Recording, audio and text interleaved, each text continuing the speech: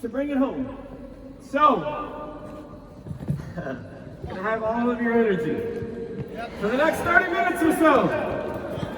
All right, so listen, Mark, that was an incredible introduction. I appreciate it very much. The truth is, Mark said that you come up and share your story because I feel like if people really know you, you'll give them a lot of hope.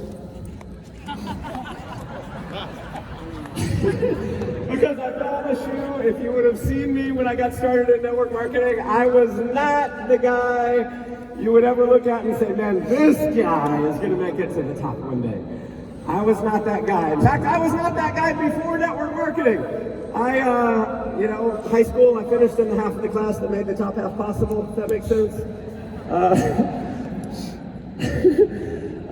Went to the U.S. Marine Corps right out of high school. And, went to college. I went to, somehow I got into college. I was supposed to go into the summer dumber program. Do you guys know what the summer dumber program is? It's when your grades aren't really good enough to get in, but they let you come in during the summer to see if you can, hack it. And so somehow, because I was in boot camp in the Marines, they let me in anyway. And so my first semester in college, I decided I was going to be pre-med, even though I barely got through high school. And my first semester, I failed chemistry. I got a D in biology. I realized very quickly I was not cut out for medicine. Transferred to the economics school. I had to take Calculus 101, the most basic calculus class. I failed it miserably, like a 40. So I was very committed. I took the exact same class the next semester, and I still failed it. The exact same lesson plan, same textbook, same everything. And so I dropped out of college before I failed out. I figure I got two options. I can be an underwear model or an entrepreneur. Hell are you laughing at? So I decided to be an entrepreneur. You see, I got involved in network marketing. Interesting way that I got started in network marketing. Very similar to Eric Grozbowski's story. I had a cute young girl who invited me to a presentation. I didn't actually know it was a presentation. I was working as a banquet waiter, minimum wage, and when I was 18 years old. And there was this cute waitress kept initiating conversation with me. And she was pretty cute, so I was trying to initiate conversation back. We'll just say I was not the best with the ladies. And at one point, we're in the back of the room, we're waiting for everyone to finish dinner, and she says, so hey, do you ever think about being in business for yourself? And I wanted to build rapport with her, so I said, absolutely, all the time. She said, well, why don't you write your number down and we'll talk business sometime? And I was very anxious to talk business with her, so I gave her my number. She calls me a couple days later and says, hey, this is, when we met the other night. I go, yeah, I remember. She says, well, hey, I wanted to see if you wanted to meet me up at the Hilton Hotel, 7 o'clock tomorrow night, and we'll talk business.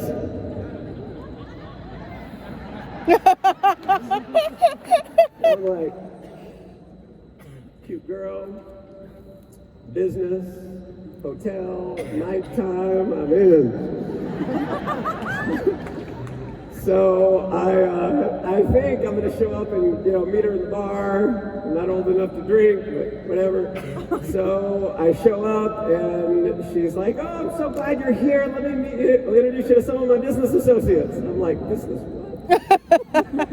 She ushers me into a presentation room, and I see my first network marketing presentation. And, they started drawing circles where, if you get 6, who get 4, who get 2, then you're in this much money. And, I was hooked. I was so excited because I had never heard of anything like that. I had never heard of network marketing. I remember going home that night to my little, apartment thinking, I can't believe they're the only company that does this. I literally thought there was only one network marketing company. I was very quickly found out I was the last to know. I made my list of names, I started calling people, and I realized, I got shot down right away. And I realized, all right, I thought, man, I'll be making a six-figure income by the end of the year. I'm going to be a millionaire, travel around the world. This is it. How many of you realize when you got into network marketing, sometimes it's not so fast, right? So I'll tell you how successful I was. My first 2 years, I sponsored 3 whole people. 2 of which I paid for to get in. It gets worse. One was my mom. I never even told her she was in. I bought her a kit. Whatever it takes. Never told her. The one guy I actually signed up was a waiter friend of mine. He had been drinking before the presentation.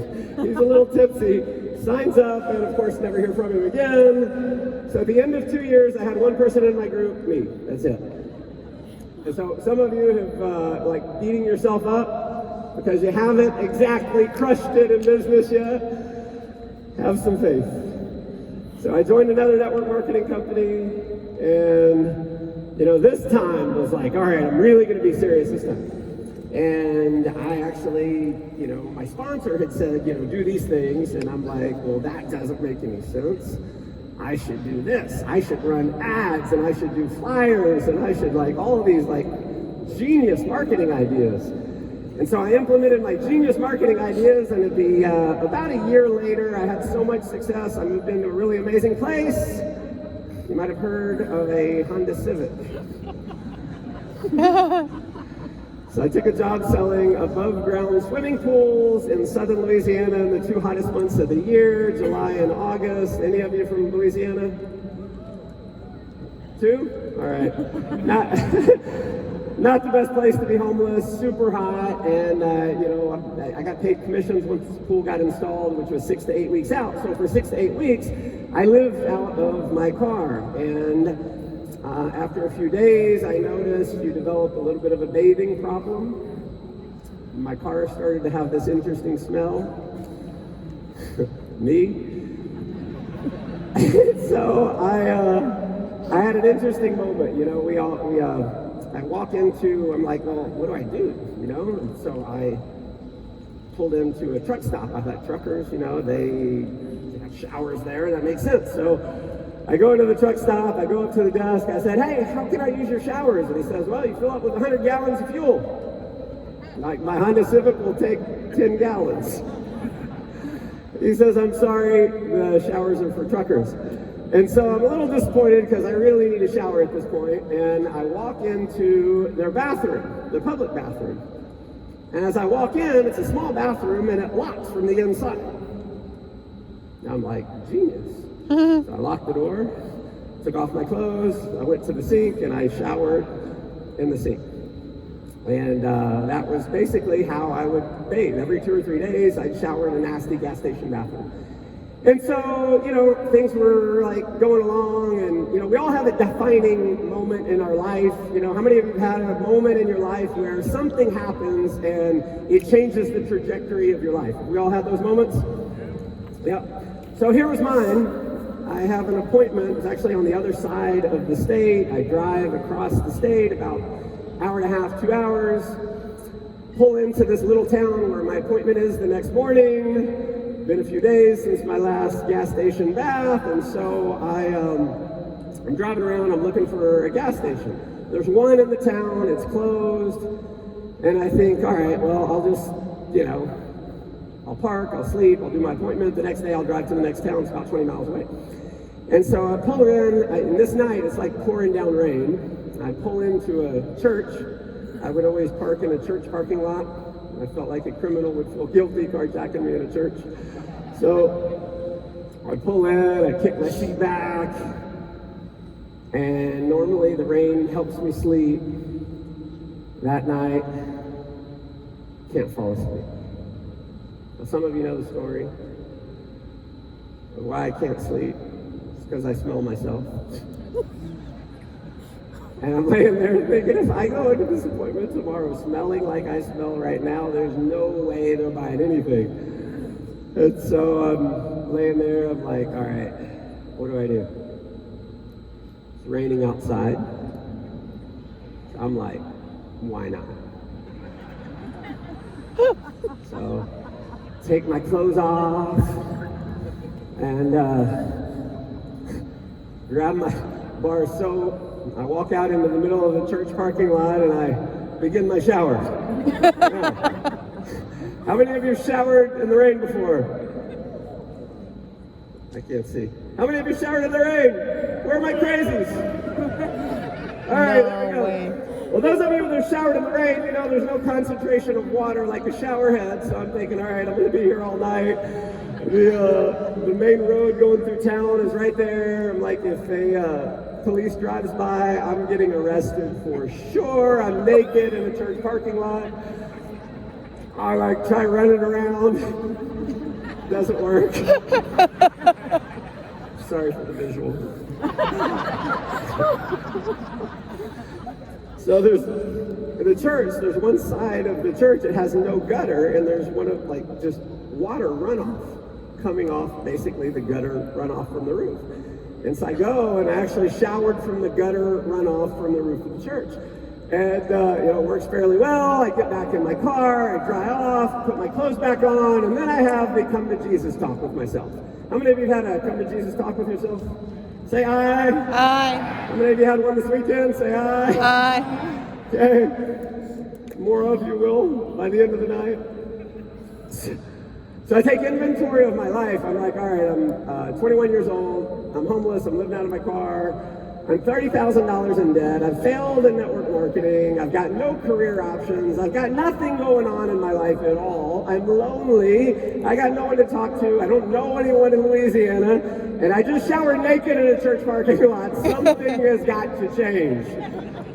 And they say, there's two big motivators in life. There's the desire for pleasure and the avoidance of what? Pain. Guess which one is bigger? Pain. We'll do more to avoid pain than gain pleasure. And it's a crazy experience, but I think about it now and I'm like amazingly grateful for that experience because so many people are like the dog on the porch. How many of you know the dog on the porch? Very few of you. Okay, so let me tell you the dog on the porch story. So this is kind of like deep woods, Texas, right? Very country, and there's this old man. And he's got a big country house. He's got a big wooden deck. He's sitting on his deck on his rocking chair. He's got a dog sitting next to him. And the neighbor starts walking over, and the neighbor's walking over to his house. And as the neighbor starts getting close, he hears the old man's dog, and the dog is whining. It's going. So the neighbor gets a little closer, and the dog's still. He's going. The neighbor says, "Sir, why is your dog whining like that?" Old man looks at his dog.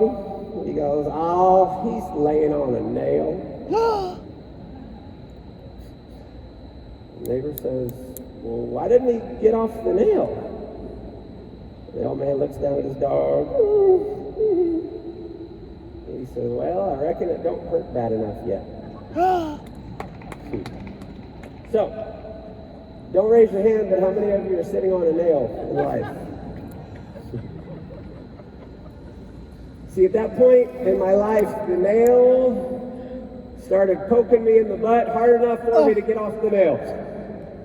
And I decided in that moment, I read this article called What the Cell is Going On. It was about how every cell in the human body will regenerate itself every 3 to 7 years. And I remember thinking, man, if you can reinvent the health of your body based on what you put in your body, surely I can reinvent the level of success that I have. And so I started a reinvention process. I started immersing myself in personal development. I read book after book after book. I decided, you know what? I mean, I'm homeless. I'm living out of my car. I got nothing else to do but feed myself. And so I started investing every penny I had in books and audio programs. And when I'm living out of my car, I couldn't afford a lot. So I would hang out at the bookstore and I would read their books sitting on their floor. I'd stay there sometimes until the bookstore would close. I'd remember what page I was on, go sleep in my car the next morning, come back and finish the book. And I just kind of got obsessed with this success thing. I got obsessed with getting off the nail. So some of you this weekend need to get obsessed with getting off your nail. And I don't know what your nail is, but we've all said it throughout the weekend, you've got to make a decision to change. And if you look at the root word of decide, you get side. It's genocide, pesticide, suicide. It means to kill off. It means to kill off any other option than you succeeding in a massive way. So tonight, some of you are going to make that decision to kill off any other option than all-out massive success here in Seacret. Who are we? Seacret. Who are we? Seacret. Now, I've been doing this thing called network marketing for 26 years of my life. I know I only look 26, right? Right? Actually 44? This is where you say, wow. I don't like you guys anymore.